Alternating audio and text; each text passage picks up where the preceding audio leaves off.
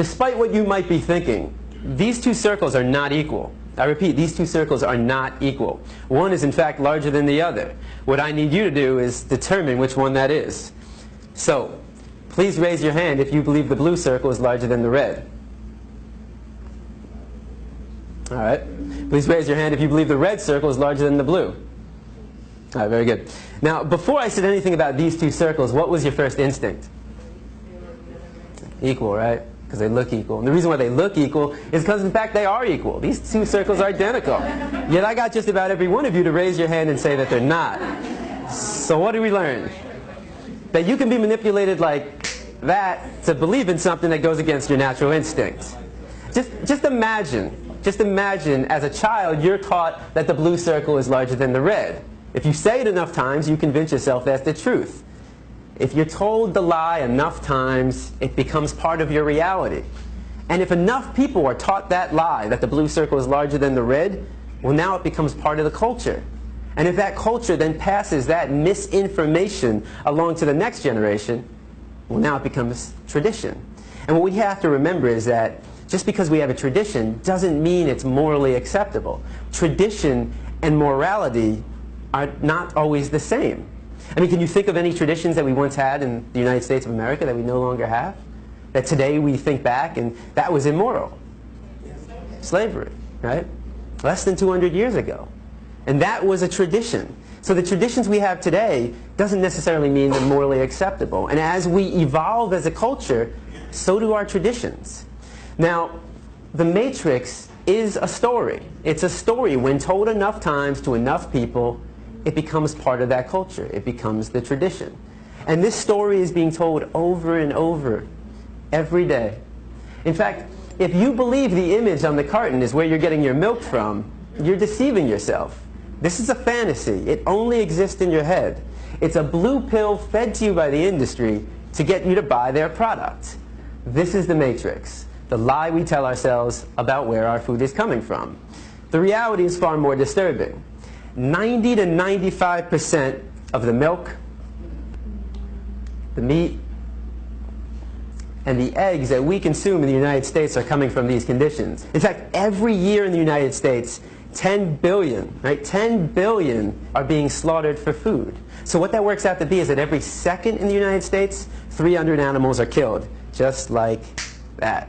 So 300, 600, 900, 1,200. By the time I'm done talking today, there'll be over 1 million animals that have been slaughtered. And most of us don't even blink an eye. I mean, how is it possible that in the United States of America we can slaughter 300 animals every second and not question that? Because of the story we've been told. The story justifies the action.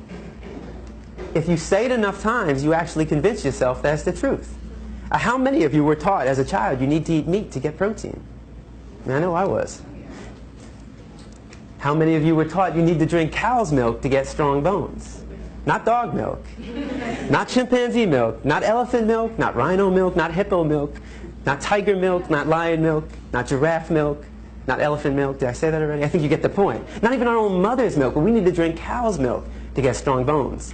The absurdity of drinking the milk from any other species and any other being besides our own mother, when it's said enough times, loses its absurdness. Now, the first thing we've been taught is that our diet is natural. You know, we eat meat, dairy, and eggs, so therefore it must be natural. So let's find out. Now, you have two images on the wall. I want you to tell me all the thoughts that come to mind when you see the image on the left. And don't be afraid to scream out. What do you see? Fresh, yum, sweet, right? If I come into the room with a basket of strawberries, how many of your mouth starts to salivate? Your mouth starts to water? If I take a strawberry and I put it under your nose, what do you smell? If I take a knife and I slice that strawberry in half and put that under your nose, now what do you smell? Notice how all the sensations remain the same. You see a strawberry and it looks like a strawberry. You smell a strawberry and it smells like a strawberry. And you take a bite out of a strawberry and surprise, surprise, it tastes like a strawberry. Exactly, it's a strawberry. But what thoughts come to mind when you see the image on the right? Cute. You know, when I go to a classroom, you'll get half the kids who say, oh, cute. Animal, pig, Wilbur, babe. So half the class will see an animal, and the other half of the class will see bacon, sausage, ham, pig, sweet pork, and hot dog. They'll see a food. It's one or the other. You're either seeing an animal or you're seeing food. Now, what would happen if I took one of the pigs living, brought him into the room right here, and put him right in front of you? Does that change it? Now what do we see? And I mean, what would we think if one of us got up and started chewing on the pig? Not very normal. If I come into the room with a pig under my arm, how many of your mouth starts to salivate?